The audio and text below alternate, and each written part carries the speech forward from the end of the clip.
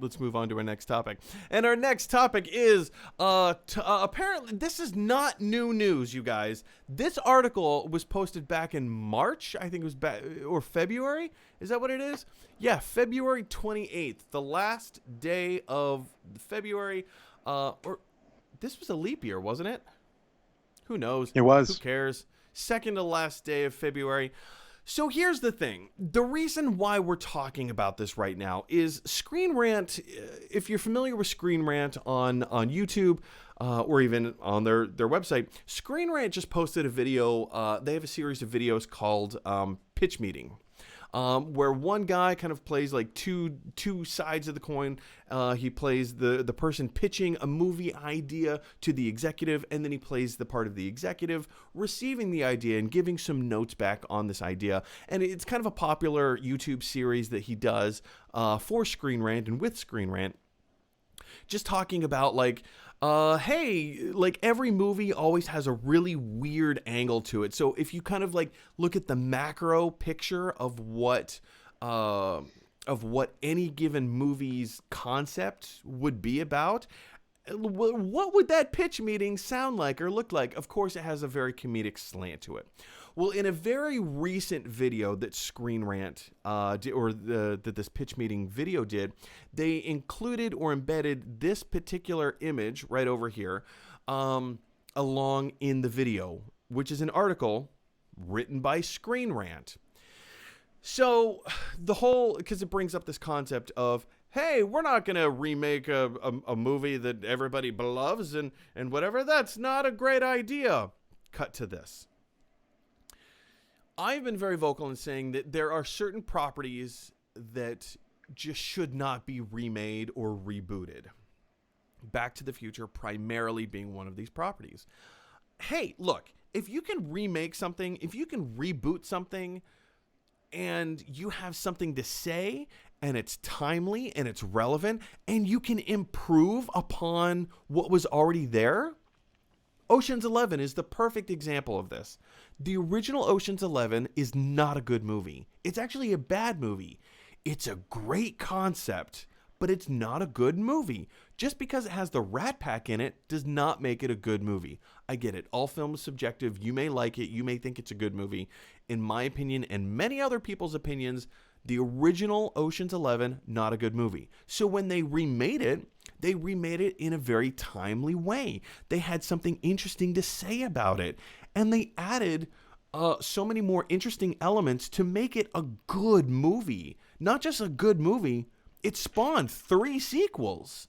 That's how fun it was. That's how much people loved it and enjoyed it. I have never thought that that you can do anything from Back to the Future. You can't do a Back to the Future 4 because you need Christopher Lloyd and Michael J. Fox to come back. I don't think that having them come back now would be proper or relevant. I don't think that they can capture the spirit of their original characters. Nor, if they were to reboot the franchise, do I think that there's anything interesting or of value to say about this. So why are we talking about this right now? Well, apparently Tom Holland back in March let loose during an interview that he can confirm to people that there have been talks that have happened from Universal Studios, who owns the rights, who co-own the rights to Back to the Future. The legitimate rights to Back to the Future land with Robert Zemeckis and Bob Gale, both writers, and Robert Zemeckis, the director of the film. Here, let's jump over to this article in the Hollywood Reporter. Now, this article came out back in 2015, and this is what Robert Zemeckis had to say about it. Let's see. I should have done my homework better. This is all kind of a last minute thing. The Oscar-winning director lamented that after he died, Hollywood this is they're speaking about Robert Zemeckis. Hollywood would probably seek to remake Back to the Future, but to reiterate his opposition, he hoped there would be some way of stopping it. Quote, "And then, when I'm dead, I'm sure they'll do it unless there's a way our states can stop it." Robert Zemeckis has been very candid in saying he doesn't want a remake or a reboot of Back to the Future. He wants to leave it the way it is. Down here in this particular paragraph, he says the Polar Express director, again, Robert Zemeckis, outlined his reasons for why he was so dead set against a remake, saying, I mean, to me, that's outrageous, especially since it's a good movie. It's like saying, let's remake Citizen Kane. Who are we going to get to play Kane? What folly, what insanity is that? Why would anyone do that? This is the kind of thing that has been debated about for a very long time now. Are they going to do Back to the Future 4? Are they going to remake it? Are they going to reboot the franchise? If they do, who are they going to get to do it? Now, there was a deep fake video that came out that hit the internet, like a year ago? And this was what Tom Holland was referencing when he confirmed that, yes, talks actually have happened over at Universal. I'm sorry, let me clarify. It was a deepfake video of himself, Tom Holland and Robert Downey Jr. in the Marty McFly and Doc Brown roles. You could probably find it online somewhere, and that's what he was responding to. So here are my thoughts. Here's what I have to say about this. There's a few thoughts jumbling around in my brain right now. One, I think that Tom Holland... It's possible that he said what he said, that he is confirming that talks to remake or to reboot Back to the Future have happened. It's possible that he said that just to stir the pot, just to see what happens, which in some ways is actually kind of clever, because if Tom Holland himself, the actor, who, may I remind you, has no authority or command of Hollywood, but if he can plant an idea in people's consciousness and say, I want to play Marty McFly in a remake of Back to the Future, if he tells a little white lie and gets everybody else to believe it, that's actually kind of a clever thing. And now everybody is starting to think of, oh, well, what if we did get, Robert Downey Jr. to play Doc Brown and we get Tom Holland to play Marty McFly? It would be a very, very different kind of movie. But what if? And then maybe slowly you start to get people on board with that. And then just like with the Deadpool leak video that eventually got Deadpool made, something like that could happen if this is Tom Holland's devious plan. So that's option number one. Option number two is that Tom Holland actually was telling the truth. It's possible that he has heard rumors and whispers, to which I'm a little dubious. How would Tom Holland, the actor, hear about some of these behind closed doors conversations? Unless he was a part of those conversations, I'm a little dubious. But let's just go ahead and give him the benefit of the doubt and say that, yes, these conversations have happened. That means, again, one of two things. One, Robert Zemeckis also has to be a part of these conversations because his estate is the ones that own the majority of the rights to Back to the Future. So you need Robert Zemeckis' go-ahead. Without his go-ahead, this whole project is dead in the water. So if Robert Zemeckis is in on some of these conversations, that means that he's either A, entertaining the idea and then, eventually shut it down, or B, he's entertaining the idea and saying, you know what? You came up with something that none of us considered, and maybe, let's hear a little bit more. Now, again, this happened back in February. We haven't heard any new information on this since February. I don't see this happening. Robert Zemeckis has been so explicit throughout the years in just saying that, he does not want to see a Back to the Future remake or reboot. He doesn't see the value in it. To him, is it unfair of the filmmaker himself who created Back to the Future to compare it against Citizen Kane? maybe that's a little self-indulgent, but he makes a great point in saying that if there is a film out there, if there's a story that the social consciousness has delivered as being kind of a perfect entity, how do you improve upon perfect?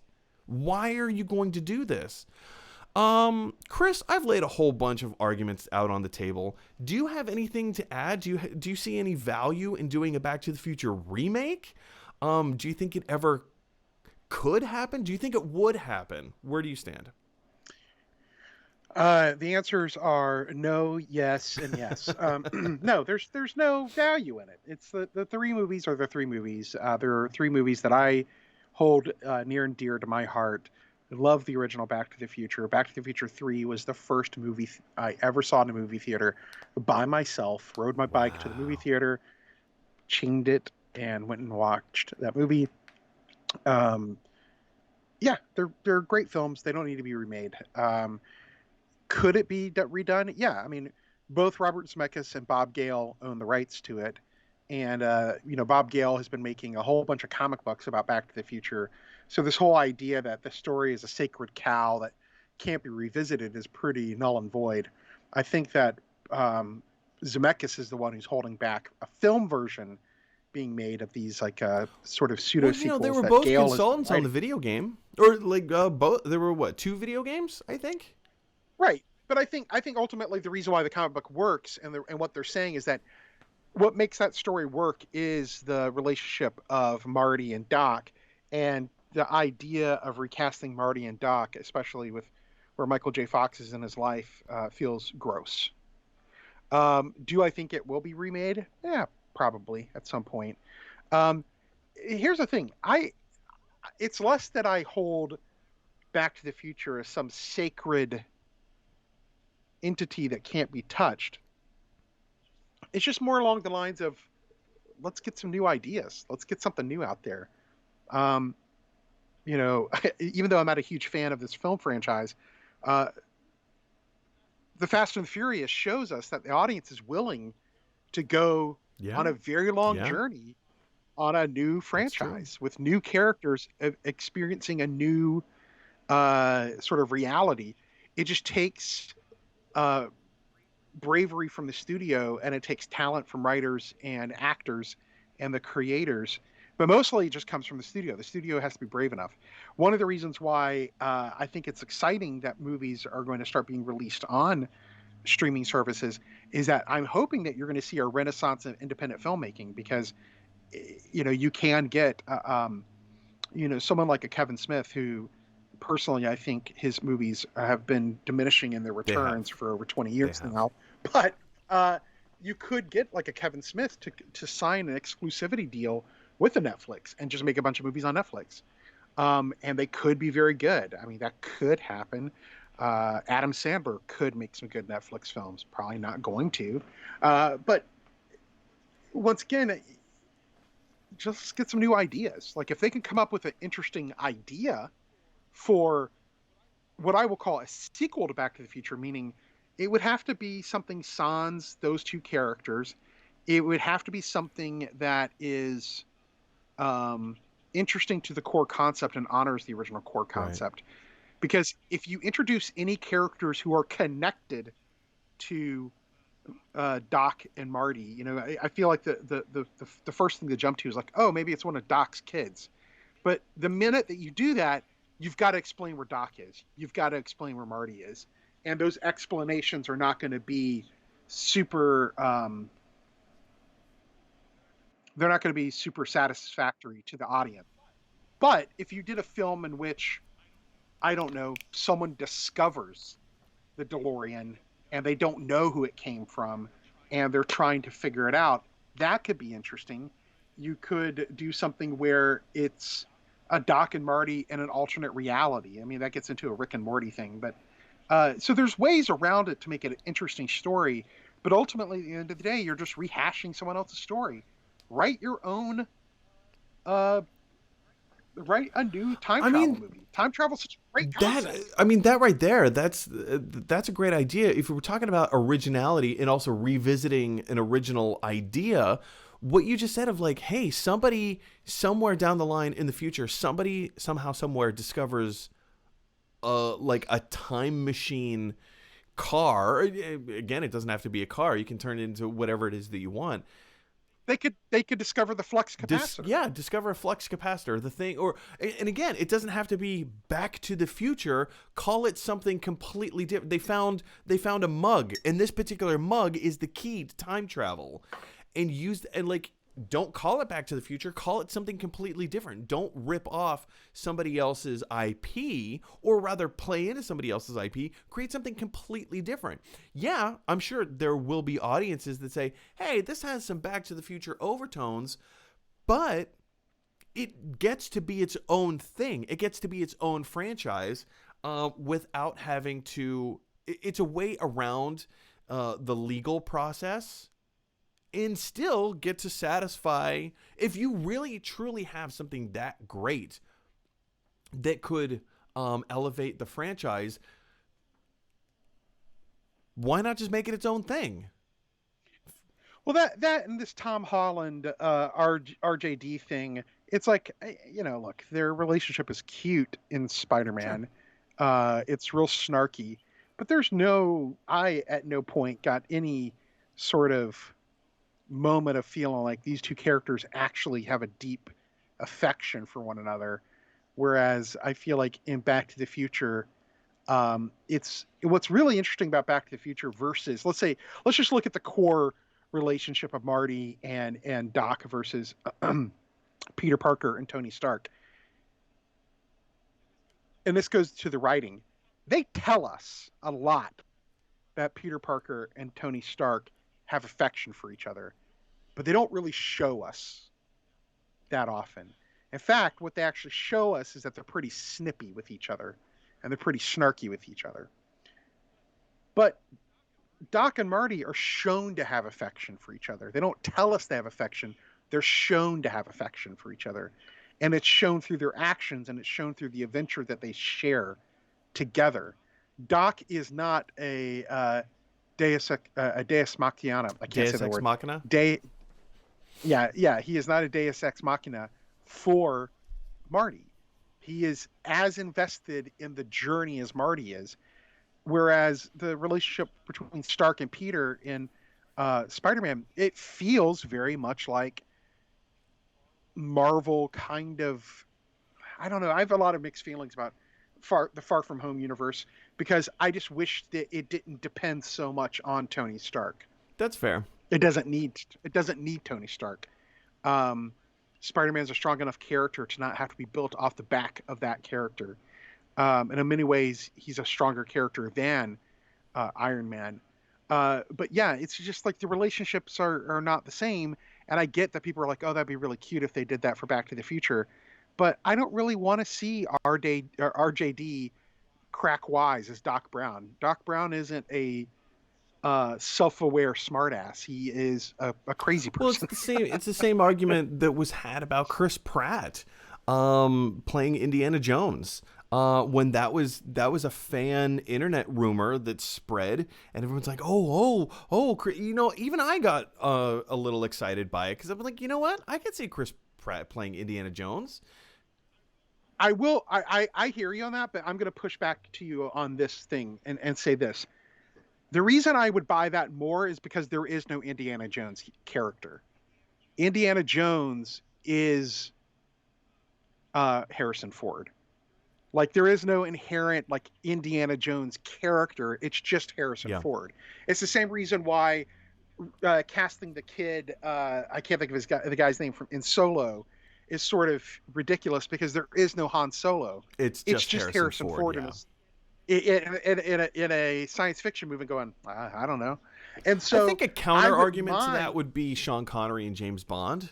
But then, we have, the larger than life aspect of who James Bond does get to be inhabited by... I'm just playing devil's advocate is what I'm doing. But what I'm saying is that you actually make the point by saying Sean Connery and James Bond, because there was no James Bond character. It was just Sean Connery. And so one of the reasons why they're so particular about who they cast as James Bond is because they understand that the actor has to truly just be that James Bond becomes an extension of the actor.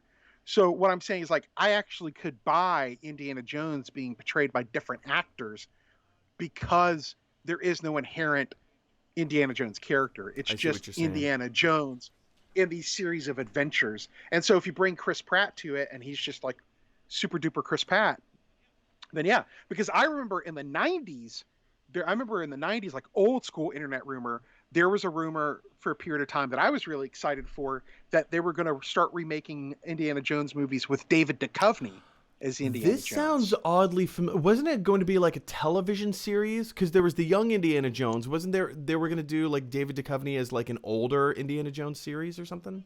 No, they were just Just going to the do a new films. Indiana Jones movie with David Interesting. Duchovny. And I remember, I think it was supposed to be like, I think Atlantis was going to be the big thing he was looking for. And I remember it being sort of like a big deal. And then I think it was the Don Bluth company. Maybe it was Disney. Some company came out with an Atlantis movie, animated film, and it sunk at the box office. It just like made no money. And that scared Lucasfilm off of going forward with the film Interesting. because they said, oh, well, people don't like Atlantis, which is like the most ridiculous thing ever. Um, but yeah, I mean, I, I'm more inclined to watch a different person be Indiana Jones because those films are not dependent upon the character of Indiana Jones to be enjoyable on some level. Indiana Jones is just a surrogate for the audience. Whereas the Back to the Future films, the characters are so succinctly drawn to who they are, and the adventure in the films of Back to the Future are so specific to those characters' actions What within you're the talking about films. is chemistry between actors. Like the chemistry is Well, that Back to the right. Future is Marty McFly and Doc Brown, but it is the relationship. That's why they had to get rid of Eric Stoltz because he didn't Uh-huh. have that chemistry. And then when they recast with Michael J. Fox 6 weeks into production and had to refilm almost everything, that's what made it work. Right. Because you have to understand that in this film, so what's interesting, like I could talk all day about this, Mike. I feel What's like we interesting are. when you hey, no one's watching. We That's can live our fair. lives. When you take a look at Indiana Jones, right? The events of Indiana Jones are going to happen regardless of whether or not Indiana Jones is there or not. And I know that there's like this popular internet meme that says Indiana Jones doesn't really do anything in the film, nor does he change. And that's not necessarily true. But what I'm saying is that the events in motion, the inciting incident of Indiana Jones has nothing to do with Indiana Jones. He is a person going on the Yeah. adventure. The inciting incident of Back to the Future is integrally tied to Marty and Doc. It is through their actions that the film starts. It is through their inaction that the film uh, starts to take shape. It is through their own foibles, their own wants and desires, that the film is the engine of the movie. That's the reason why it's such a good film because the movie just happens to be a time travel movie. It just happens to be that. Um, they use the convention of time travel for Bob Gale to answer a question that he had as a kid, which was, "Would I have been friends with my dad in high school?" And that's how he came up. I'm not sure if you know how he came up with the story, but the story is Bob Gale was like looking through an old yearbook of his father, and he found out that his father was like the president of the student body, and Bob Gale was sort of like a pot smoking hippie. And he looked at his dad and he was like, "What a dork! Would I have even liked my dad in high school?" And that was the thing that stuck in his head, and about like what would happen if a son met his father in high school. And then to answer the question of how that would happen, he said, well, time travel would have to be involved. And so all the sort of science fiction elements are just there to answer the question of how to tell the story. And that's why I think those characters are so integral to those stories themselves. I agree. I am in complete agreement with you. I love that analysis. You're Ah, welcome. man, I feel like I have a sneeze coming on and it just won't completely manifest itself. But yeah, I could not agree more. I think that Back to the Future is one of those properties that if somebody comes up with a really, really great idea, sure, I'd be interested in seeing it. I just don't see a remake or a reboot happening anytime soon. Back to the Future is in the social consciousness right now so hard, and people love this movie so hard that the pushback, you would have to have some like a really, really incredible concept or story or hook to do it. I don't see it happening anytime soon. Could it ever happen? I mean, yeah, it could sometime down the road happen. But I'm inclined to agree with Bob Zemeckis right now and just saying I don't think it's a good idea. I agree with you, Chris. Let's find some new ground to cover. Let's find a new angle. Let's do something different. Let's have some fun with it. I'd be far more interested if they took like the Back to the Future core concept and they gave it to Tina Fey to rewrite and they cast Leslie Jones to be the star. Ooh. That to me would be like, oh, that's interesting. That would be very interesting. Something completely different. Completely different. Just the core concept of someone going back and meeting their family. Yeah. That's interesting. Just give it to a completely different writer who has a different sensibility, and give it to a strong actor who has a completely different worldview from Michael J. Fox, and then see what happens. That's interesting. It may fall flat on his face, but I don't need to see Tom Holland do a but terrible again, this Michael goes J. back Fox. to my original point of saying that, like, I don't want something to be done just because they can do it. Like, what new things? How are you elevating the material? I only want to see this done if you can elevate the material. If it's going to be subpar, if it's going to be like like Footloose. When they remade the movie Footloose, why? Well, that's the reason why. That's the reason why I think the first Brendan Fraser Mummy works, is because it's basically just Indiana Jones but goofy. They said, let's make Indiana Jones, but let's try to make it as goofy as possible. And it elevated the material. It worked for the 90s. In the 90s, that's what was playing to their audience. They knew what they had, and they elevated the material. They created not a completely new mythos, but a new structure on how to play in this world that was relevant at the time. I'm all for it. And then they made the Scorpion. I don't know what that movie is. Ladies and gentlemen, big question for you guys is, what do you think of a possible reboot, remake of Back to the Future? Are you on board with this idea? Do you agree with Chris and myself in saying that if you're going to do it, you have to elevate the material? Is it too soon? Is it still going to be too soon 30 years from now? If you had a DeLorean, what time period would you go to, and would you talk to yourself and possibly uproot the whole time quantum mechanics? Jump down to the comment section below and let me know your thoughts. Hey everybody, thanks for watching. If you like this video, click like. And if you really like this video, click subscribe. And if you really, really like this video, click share. Because that is exactly what Weird Al Yankovic would want you to do. Dun, dun, dun, dun, dun, dun, dun, dun, dun, dun, dun, dun, dun, dun, dun.